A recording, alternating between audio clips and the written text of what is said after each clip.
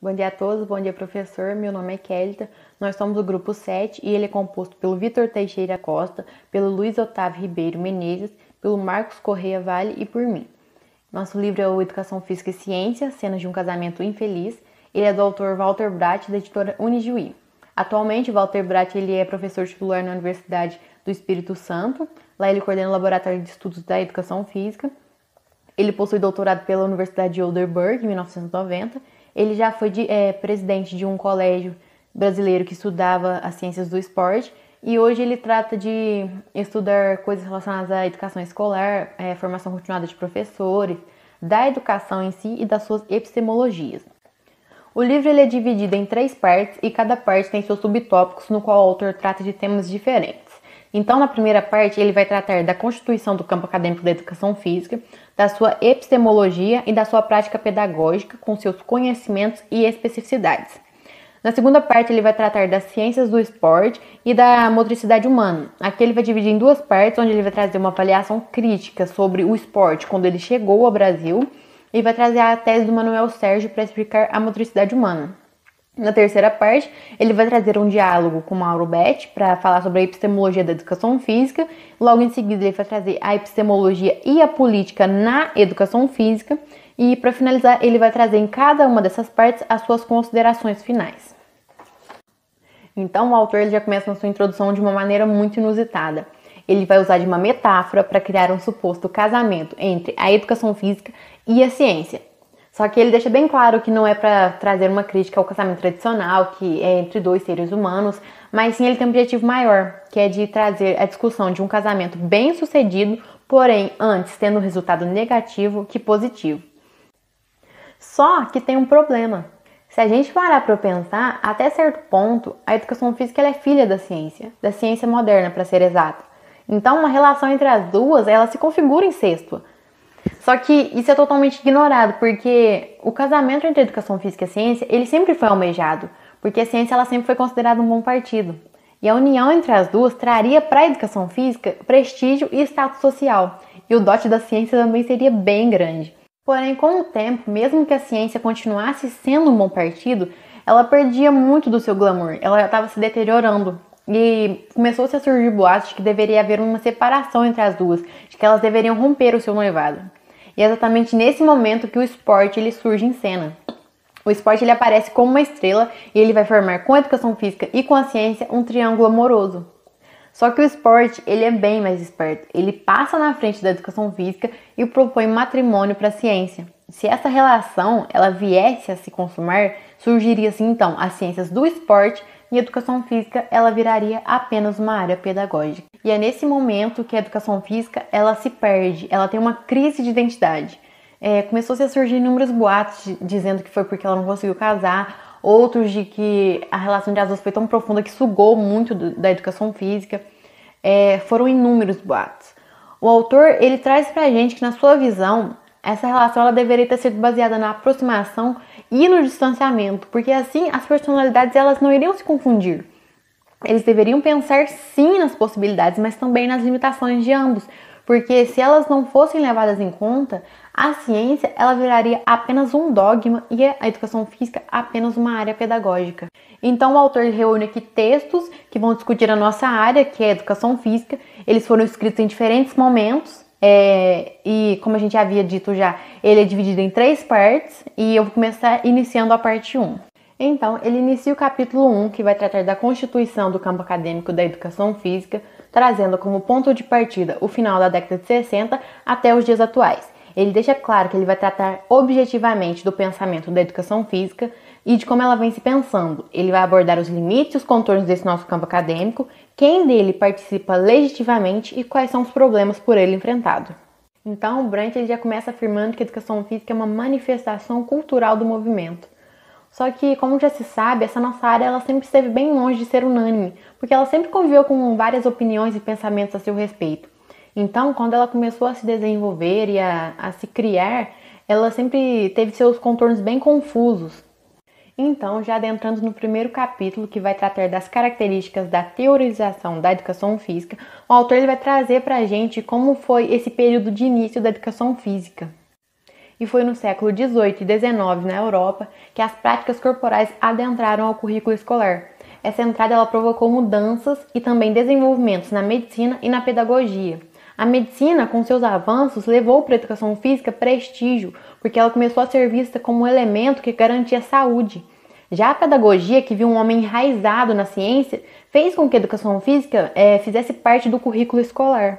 No século XIX, o discurso científico também se predominou, derivado das ciências biológicas. Os intelectuais que até então estavam presentes na construção do campo acadêmico médico-pedagógico também tinham sua presença nos pressupostos biológicos.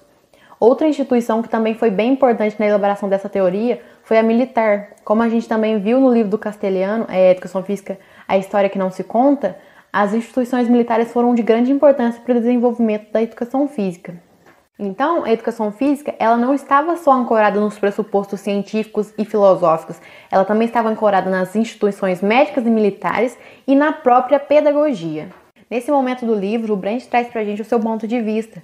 Para ele, essa elaboração da ginástica escolar, ela vinha de um olhar pedagógico. Para ele, a pedagogia ela sempre esteve presente. Então, essas práticas corporais, elas eram usadas como instrumentos de educação para a saúde, mas também para a educação moral. Outra coisa importante de se citar é que essa teorização da educação física ela só era ensinada por intelectuais, porque até então o campo acadêmico da educação física ele não estava formado, ele não estava completo ainda. Então, ela só se relacionava com níveis superiores, como do terceiro grau. Uma outra coisa também importante é que essa visão errada de que a educação física era vista como apenas execução de movimentos acabou retardando bastante a sua parte pedagógica. O autor também traz pra gente que naquele período a educação física ela foi construída, ela teve suas bases firmadas em outras áreas de ensino. Então aí também entra um pouco daquela questão que o Brent trouxe no início, de que essa perda de personalidade, porque se ela vinha de um pouco de cada área de ensino, o que ela era, quem ela era.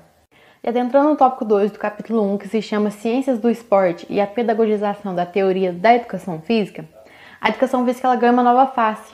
Antes ela estava pautada no viés pedagógico, só que agora ela ganha espaço no teorizar científico. Então se levanta a questão, a educação física ela é uma ciência? Ela é uma área pedagógica ou uma área científica? Então, a educação física estava naquela pressão para se legitimizar. As décadas de 60 e 70 foram cruciais para o seu campo acadêmico. O Brent ele traz para a gente que naquele período o Brasil estava um ano atrasado se comparado a países desenvolvidos como o Canadá, Alemanha, Estados Unidos. E cada um desses países tinha uma visão diferente da educação física. Por exemplo, o Canadá ele tratava a educação física como um discurso científico. Já a Alemanha estava um pouco dividida entre o teorizar da educação física e o teorizar dos exercícios corporais, porque ela ainda tinha um pouquinho daquela raiz de que a educação física ela é baseada só em exercícios, só em movimentos corporais. E no final das décadas de 60 que a educação física ela de fato se designa como ciência desportiva. O Brent ele tem para si que o esporte ele passou a ser um fenômeno dominante naquele período.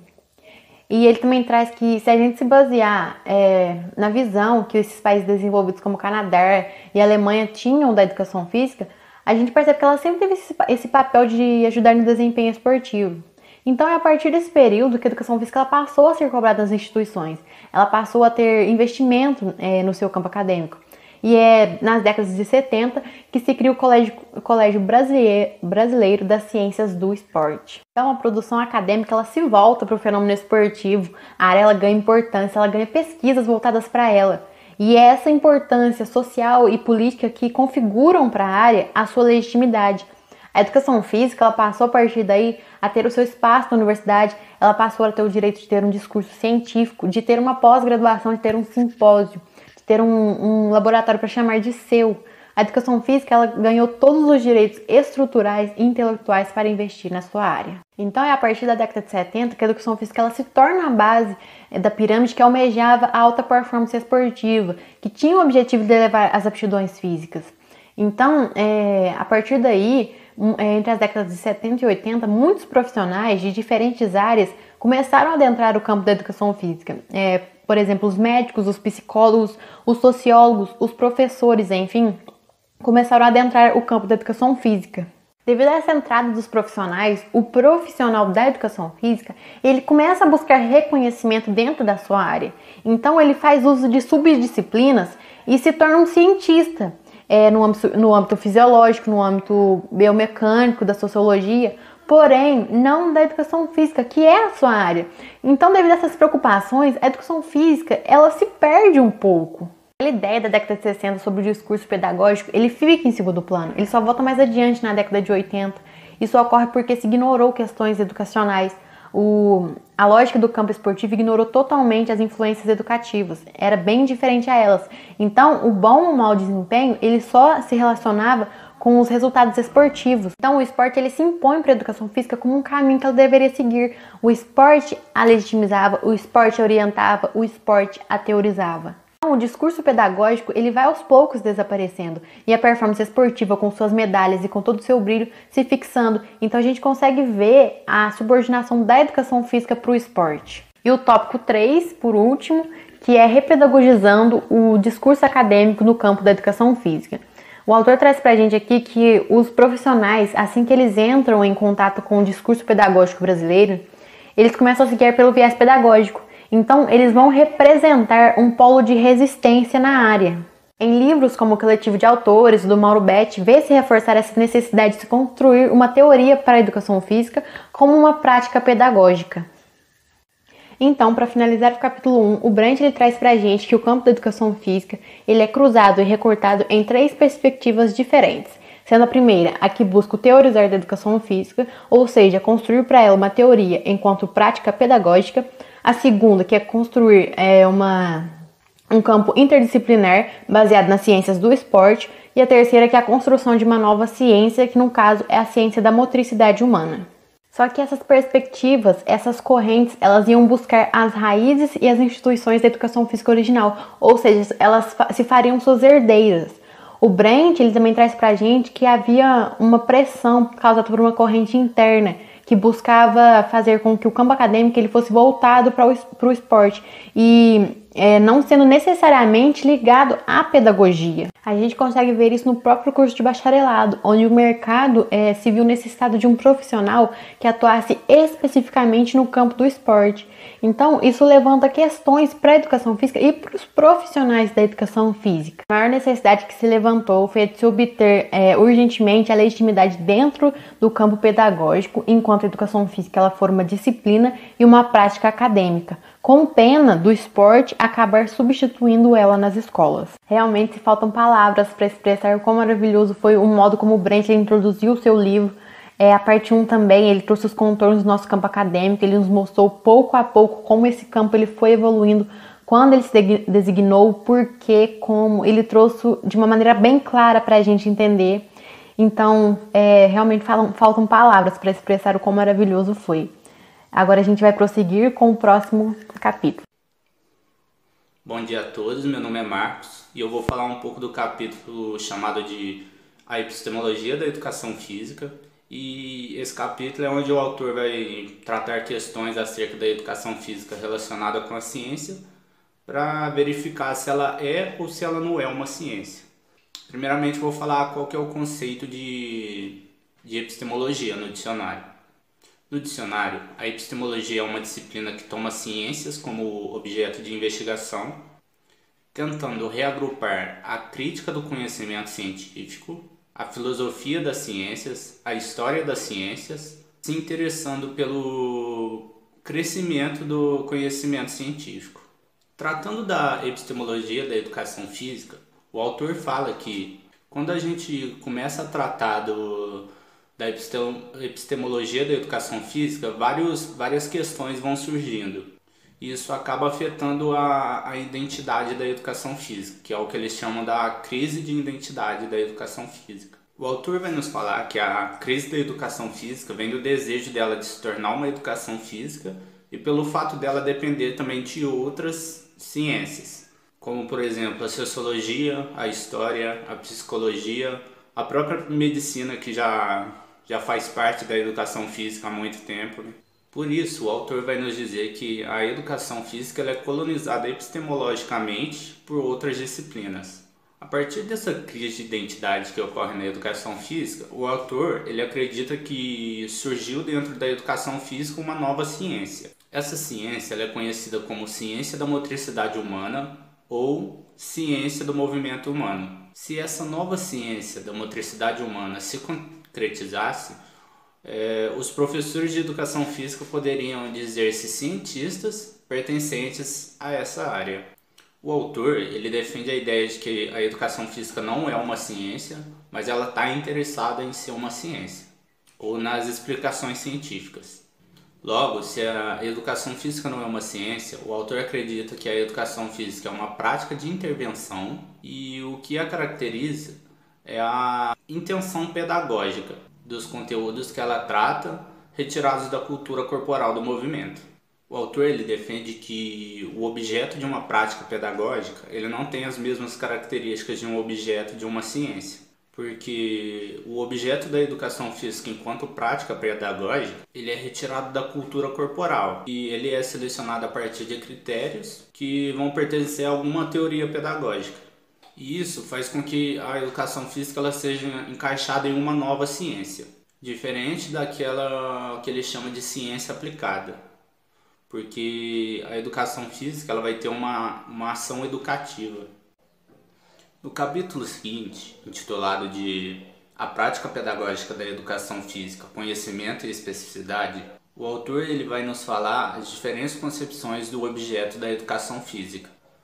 A atividade física, o movimento humano e a cultura corporal do movimento, eles são os saberes próprios da educação física. Porém, ele defende a ideia de que a especificidade da educação física é a cultura corporal do movimento. Ao definirmos o objeto da educação física, a gente está dando a ela um papel social. Os termos atividade física e exercício físico, eles estão fortemente relacionados ao desenvolvimento do corpo do indivíduo. E esses termos, eles passam a ideia de que esse seria o papel da educação física. Por meio de atividades físicas, desenvolver integralmente o indivíduo. Mas isso seria só na teoria, porque para ele, na prática, não é isso que acontece. O desenvolvimento é só do físico. Quando a educação física absorveu o discurso do desenvolvimento motor, aprendizagem motora e do movimento humano, e psicomotricidade, passou a ter uma valorização do termo do movimento humano. E seu papel passou a ser o desenvolvimento integral da criança, tomando como base teórica a psicologia da aprendizagem e o desenvolvimento motor e cognitivo como seus principais fundamentos. A outra perspectiva é de que o objeto da educação física é a cultura corporal do movimento, que enxerga o movimento como algo cultural. Portanto, o movimentar-se e o corpo humano, eles precisam ser estudados como uma estrutura social que possui sentido e significado em contextos e processos socio-históricos específicos. O autor defende a ideia de que a cultura corporal do movimento é a especificidade da educação física, porque nas abordagens da educação física baseadas no conceito biológico de atividade física e no conceito psicológico da abordagem desenvolvimentista, o corpo e o movimentar-se humano eles aparecem como algo que não faz parte da cultura. Dessa maneira, a base teórica da educação física como cultura corporal do movimento, ela vem das ciências sociais e humanas, a partir de conhecimentos da história, da filosofia, da sociologia e da antropologia, que entende o ser humano como um ser cultural. Graças a isso, a gente pode entender o nosso corpo não somente como uma dimensão física e biológica, mas sim com uma dimensão que está relacionada com a história, com a cultura e a política. Olá, meu nome é Luiz Otávio, faço parte do grupo 7 e hoje eu vim falar sobre o livro Cenas de um Casamento Infeliz. Vou começar a segunda parte do livro e vou falar as ciências do esporte. Que ciência é essa? Criado em 1981, o Colégio Brasileiro de Ciências do Esporte, CBCE, e uma entidade científica que congrega pesquisadores ligados à área da educação física e ciências do esporte.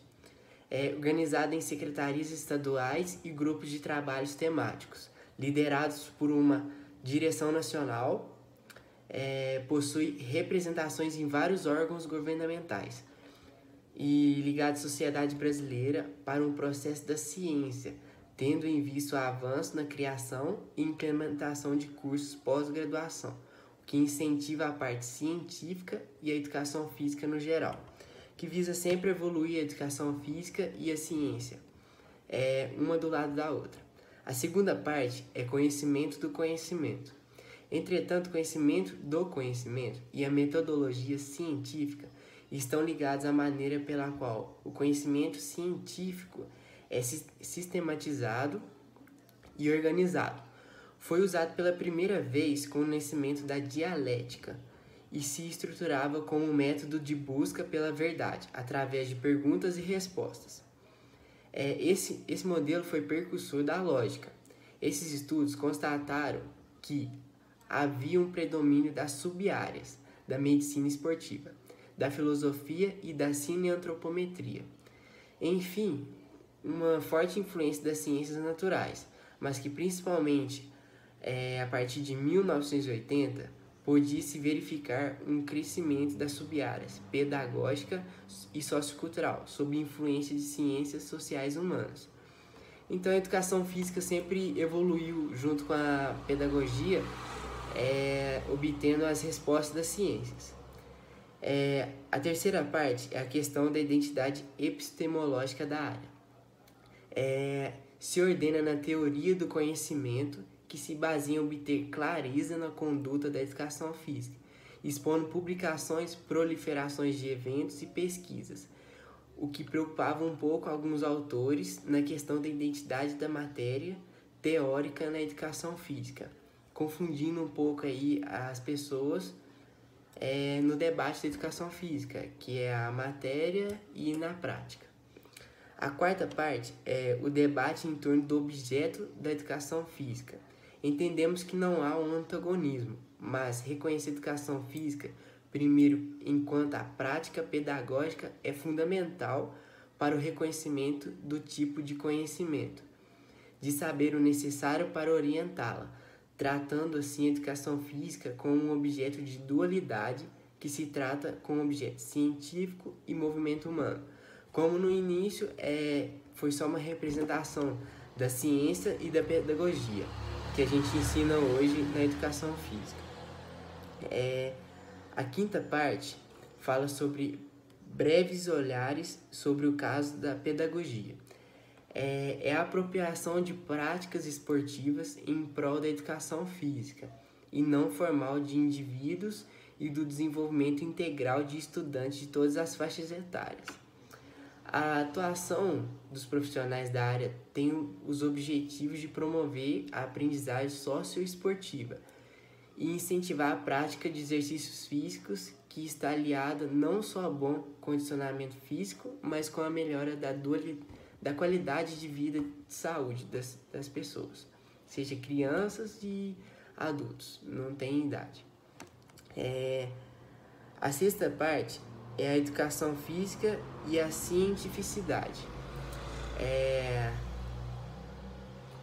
A educação física e a cientificidade empregam como base para os seus estudos intervenções às teorias e métodos tanto das ciências naturais como das ciências humanas. Esse é o caso da educação física, um campo multi- ou interdisciplinar do conhecimento que caracteriza pelo estudo e pesquisa com fins de intervenção pedagógica, que é o que eu falei no início, que utiliza a ciência junto com a pedagogia para implementar a educação física na parte escolar ou até mesmo em outros ambientes. A educação física articula as teorias e os métodos de várias outras ciências, que podem ser chamadas de disciplinas-mães. Ela é colonizada epistemologicamente por outras disciplinas. Dificilmente se fará pesquisa em educação física sem se tornar emprestados modelos de pesquisas já consagrados por outras disciplinas. Então, a educação física não tem como você abranger ela sem você usar a ciência e o corpo humano, que já é estudado há muito tempo. Ao mesmo tempo, defini-la como ciência aplicada, visto visto que esta seria a alternativa para a ciência que não é básica. Podemos repercutir em um entendimento demasiado pragmático da área, sobre o risco de julgá-la como um campo de aplicação de saberes com a finalidade meramente técnica ou tecnológica. Então é isso que a educação física visa, vários campos do conhecimento para você chegar a um ponto de ensinar as pessoas a educação física. Isso comprometeria o desenvolvimento de projetos de caráter compreensivo, interpretativo, crítico, revolucionário, hermenêutico, entre outros, que compõem a área da educação física. Os esportes, as ginásticas, as danças, as lutas, os jogos e o corpo podem, nesse sentido, ser estudados com base nos mais diversos enfoques, abordagens ou matrizes disciplinares. Dessa forma, o que reivindica a autonomia para a educação física seria o recorte que a área fez ao vislumbrar a intervenção pedagógica de vários ambientes do ensino. E esse foi a minha parte e obrigado por assistir até aqui. Olá, Márcio. Bom dia, tudo bem? Continuando a resenha sobre o livro Cenas de um Casamento, Educação Física e Ciência, Cenas de um Casamento Infeliz, chegou na minha parte. Eu já começo com uma pergunta bem abrangente. O que é a ciência do esporte? A ciência do esporte abrange diversas áreas do conhecimento que visam entender e otimizar o desempenho esportivo. Resumindo, a ciência do esporte é uma área para guiar o atleta para o desenvolvimento esportivo, seja físico, não, tem que ser físico, né, para o desenvolvimento esportivo. Físico, seja para competir, para alguma coisa desse gênero. Com a relação ao papel do cientista do esporte, vale a pena destacar a recente definição proposta nesse livro, que no caso é promover a inovação com o intuito de destacar que isso se traduz em uma vantagem esportiva. É o que eu disse antes. Tem como intuito desenvolver a qualidade técnica, esportiva, física do atleta em busca de resultados. O principal momento da ciência do esporte no Brasil foi durante 2014 e 2016, que foram a Copa do Mundo e as Olimpíadas sediadas no Brasil. Não, a Copa do Mundo sediada no Brasil e as Olimpíadas sediadas no Brasil, só que somente na cidade do Rio de Janeiro. Foram os dois maiores momentos da ciência do esporte no Brasil, com a Olimpíada trazendo o ouro inédito para o maior esporte, vamos dizer assim, que é o futebol, que o Brasil ganhou dentro de casa. Isso fez com que todos os países europeus, asiáticos, todos os outros países do mundo virassem os olhos, ficassem de olho no Brasil naquele momento. E foi um avanço muito grande para o Brasil ter sediado essas coisas. Agora eu já pulo para o título, assim, A Tese da Ciência da Motricidade Humana, de Manuel Sérgio.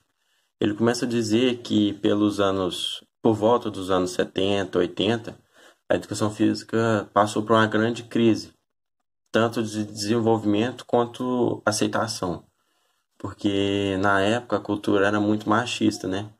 E a educação física também só tinha como principal objetivo a formação de atletas e desenvolvimento físico. E naquela época, como as pessoas tinham a mente muito fechada, principalmente o pai de meninas, não deixavam elas participar de atividade física, de aula de educação física, por achar que isso era um cenário para o homem só. Só homem podia ser atleta, só homem podia ter condicionamento físico, só homem podia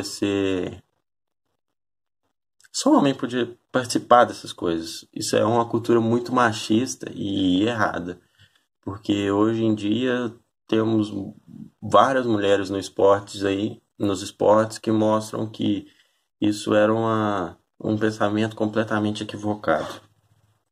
E graças a esse momento conturbado da educação física, foi criado a ciência do esporte para a educação física ser mais aceitada, né, como ciência, vamos dizer assim, para diminuir o preconceito e ela ser aceitada nas escolas, pelos pais, essas coisas.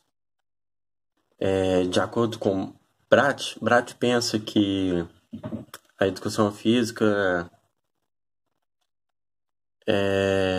está relacionada com a sua possível falta. Essa crise da educação física está relacionada com a sua possível falta de legitimidade, mas não de legalidade. Então, que é uma coisa boa e legal, né? Todos podem participar, todos podem fazer, todos podem praticar. No estudo desenvolvido nesse livro, é abordada a tese da ciência da motricidade humana, do filósofo português Manuel Sérgio, que eu já citado no título dessa parte da minha resenha.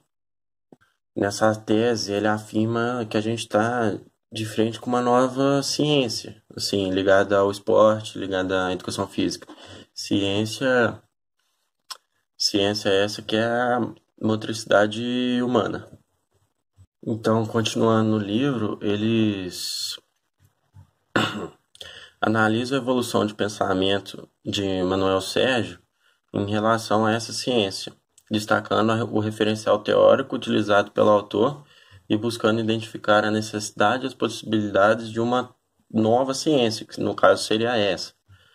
Com isso, eles esperam estar contribuindo no sentido de oferecer algum elemento para o debate epistemológico acerca da crise de identidade da educação física no Brasil. E Manuel Sérgio, nesse estudo, ele dividiu em 5 tópicos. O primeiro é levantamento da produção de Manuel Sérgio, que diz a respeito à tese da ciência da motricidade humana. O segundo tópico, levantamento da produção acadêmica que se baseia na tese da ciência da motricidade humana de Manuel Sérgio. Terceiro tópico, levantamento das referências da bibliografia da área à tese da ciência da motricidade humana. Quarto tópico, eu vou falar ciência da motricidade humana, eu vou falar CMH para ficar mais fácil e mais rápido para quem está assistindo. Quarto tópico, a análise da evolução do pensamento de Manuel Sérgio em torno da tese da CMH, destacando o referencial teórico utilizado pelo autor. E quinto tópico, identificação dos autores que servem como pilares da tese de CMH, leitura e análise destes autores, com vistas a avaliar a adequação do Manuel Sérgio. E são esses os 5 tópicos destacados pelo estudo dele. Agora eu vou falar sobre as considerações finais dessa ciência. Para a aceitação da tese de CMH, como eu disse antes, que ia resumir o nome, tornam-se necessários esclarecimentos e respostas a questões repentinas. Por exemplo, a sua especificidade, a sua filiação epistemológica, a sua relação com outras ciências e com a prática pedagógica da educação física nos ambientes escolares. Portanto, com isso dá para fazer acaba mais ou menos assim as considerações finais. E com isso dá para fazer uma crítica em cima desse livro. Crítica é essa que a gente pode dizer que poucas questões foram levantadas em volta da CMH. E não foi muito aprofundado o assunto desenvolvido no livro. E para finalizar a minha conclusão, eu vou falar o porquê que eu pensei assim. Porque logo no final do meu capítulo, eles acabam o capítulo falando assim: dessa forma, na revisitação de alguns pontos e na exploração dos outros, estamos abertos e esperamos críticas e sugestões para a concretização desse trabalho. Eles mesmos dizem que não foi um assunto bem trabalhado e muito aprofundado. Por isso que a minha parte não vai ficar tão longa, nem aprofundada, nem bem trabalhada, no caso. E no mais é isso. Essa é a minha parte. Obrigado. Iniciando aqui a terceira parte do livro, o autor Walter Brath ele vai fazer um diálogo com outro autor importante da área da epistemologia da educação física, chamado Mauro Betti, onde ele vai fazer seus esclarecimentos sobre as posições que ele adota sobre quais são os pensamentos dele acerca da epistemologia da educação física. O autor Mauro Betti, em seu trabalho chamado de Por uma Teoria da Prática, ele se propôs a debater com alguns autores sobre a epistemologia da educação física. E dentre esses autores estava o Walter Brath. E nesse trabalho ele vai fazer algumas críticas sobre os pensamentos desses autores. E foi aí que se deu início a esse capítulo, que é o diálogo entre Mauro Betti e Walter Brath. Referindo-se ao trabalho de Walter Brath, o autor fala que existe uma dicotomia quando Walter Brath ele divide a teoria da educação física em duas discursividades, que são uma que vê a educação física como prática pedagógica e outra que vê a educação física como conhecimento científico. Assim, segundo Mauro Betti, o Walter Brath estaria restringindo a educação física quando diz que ela é, em primeiro lugar, uma prática pedagógica.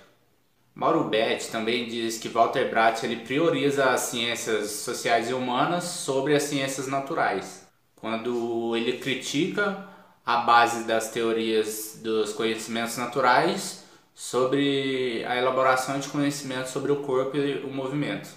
Além disso, o Mauro Betti ele acredita que o Walter Brath ele não acredita de verdade em interdisciplinaridade, porque ele identifica uma dicotomia teórica, que é aquela que ele apresentou na primeira crítica, e não há existência de um elemento que integre as duas. Quanto a essas críticas, Walter Brath ele vai se esclarecer qual que é o seu posicionamento. Aí ele vai dizer que, quanto à primeira questão, ele vai dizer que Mauro Betti há um equívoco quando Mauro Betti entendeu que ele escolheu primeiramente a prática pedagógica. Walter Brath ele vai dizer que não se trata de excluir o conhecimento científico na fundamentação da prática da educação física, mas sim que enquadrar a educação física como uma ciência vai contra a sua tradição. Quanto à crítica feita sobre Brath ele priorizar as ciências humanas sobre as ciências naturais, o autor diz que não é essa a sua proposição, a afirmativa de que deve-se priorizar as ciências sociais e humanas sobre as ciências naturais, mas que a crítica é feita sobre uma possível adoção do modelo de racionalidade científica por parte da educação física, e que ele se posiciona a partir dessas críticas que acontecem sobre as ciências sociais e humanas. Já na terceira crítica, quanto a Mauro Betti acreditar que Walter Brath ele não acredita em interdisciplinaridade na produção do conhecimento científico da educação física, o Walter Brath ele vai dizer que a organização do campo acadêmico ele deve acompanhar a prática social que é a educação física. Isso é o que ele acredita e, deste modo, poderia reorganizar os saberes que fazem parte da educação física, desde que esses saberes eles não substituam a prática social. E para finalizar o diálogo entre os dois autores, Mauro Betti tinha proposto para que substituísse o termo de prática pedagógica por prática social. E Walter Brath concorda, ele fala que essa substituição é relevante porque ela centraliza a preocupação na intenção pedagógica, estabelecendo assim uma unidade no campo da educação física, coincidindo com a cultura corporal do movimento, que é a que ele defende como a especificidade da educação física. Vou falar agora do tópico 3 do capítulo 3, que se trata da epistemologia e da política na educação física brasileira. Então, devido aos avanços científicos, começou-se a surgir debates acerca dos fundamentos da ciência. Eles iriam tratar das possibilidades, das limitações, da construção e de se encontrar fundamentos seguros para se conhecer através da ciência a realidade. Parecia-se ter um não diante das possibilidades, então foi se afirmando o caráter processual da verdade. Devido às ameaças ecológicas, a ciência ela se tornou vilã, então ela não poderia mais ser dividida hermaticamente, ou seja, em polos distintos, que no caso seria o do cidadão e do cientista, pois tudo se fazia uma questão política. Como as ciências naturais trazem, o objeto ele não fica indiferente ao observador por tanto tempo assim. Em ciências humanas e sociais, vê-se vozes admitindo que tem que se rever essa questão do antagonismo natureza e cultura. Então, a gente vê essa pretensão da racionalidade científica. Não pode ser intervido pelo conhecimento científico, sendo problemático, porque esse otimismo da racionalidade científica, de se conhecer a realidade, abalou a sua crença no quesito da razão. Então, ele se mergulhou no esoterismo, mas também reconstruiu o seu modo racional, se configurando também um fenômeno histórico, portanto contingente. Essa oposição à cultura natureza fez-se surgir uma nova visão do corpo humano, não mais enxergado como um mero mecanismo de uma estrutura superior, que é a mental, mas de uma estrutura mais complexa, que engloba sim a mental, porém que a transcende.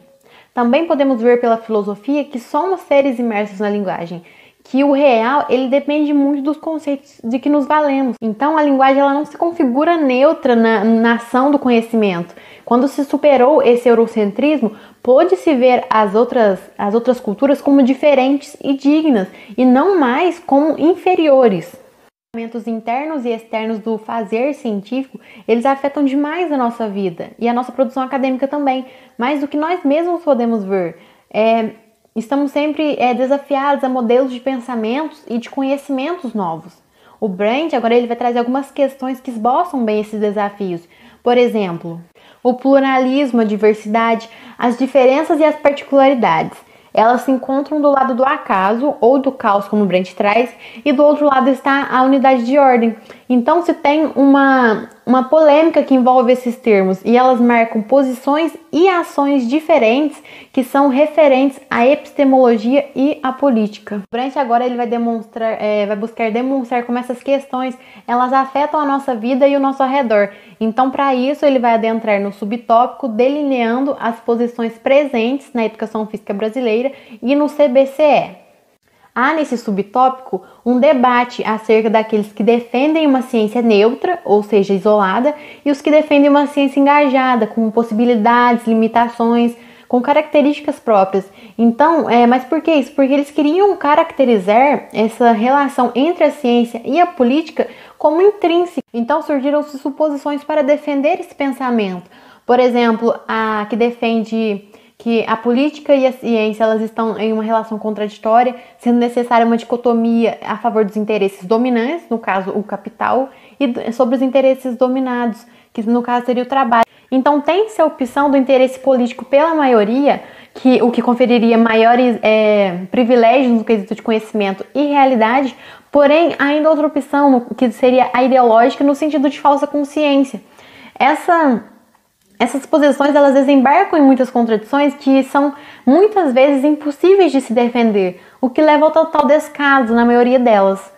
Então, a ideia da prática como critério da verdade, que é citada muitas vezes como um indicador de entendimento das ciências, leva a um círculo vicioso, o qual ele adquire um sentido humano quando é por ele refletido. Então, a prática interpretada ela se faz o critério da verdade, onde no campo de atuação concorrem os pré-conceitos. Tem-se também a posição de que a sociedade ela precisa de sentido e de que toda intervenção histórica é limitada e sem esperança. Então, essas preposições elas adotam perspectivas da unidade metodológica que permitem um acesso privilegiado à realidade, podendo negar assim o relativismo e o pluralismo metodológico.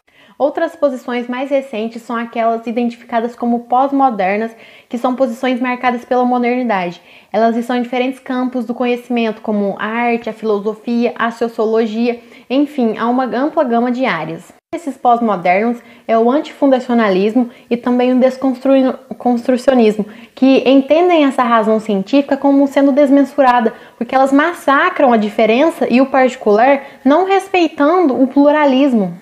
O Brand ele traz outros pensamentos e questões acerca desse tema. Vale ressaltar um autor que ele traz, que é o Hort, que é um antifundacionalista, que ele tratava de pensar nas consequências do plano político E ele também trazia uma sociedade liberal, onde nessa sociedade o maior mal era a crueldade. Então essas diferenças elas se apresentam como uma denúncia ao caráter conservador sobre os direitos principais, que são a pluralidade, a diferença, a universalidade, também uma posição dentro da educação física que está atribada à teoria comunicativa do Habermas, na qual se fala da necessidade de se diferenciar o racional do irracional, de se ter uma discussão radical das asserções sobre o real como um princípio básico, também da posição de discutir o caráter crítico e autocrítico. Encerrando esse capítulo, o Brent traz que a relação entre o conhecimento e a política ela se faz intrínseca. Ele traz o seguinte pensamento: admitir isso não é o fim da jornada, é antes colocar-se à frente uma série ainda maior de dificuldades e armadilhas, as quais precisam ser superadas. Então ele já lança esse pensamento desafiador para o leitor.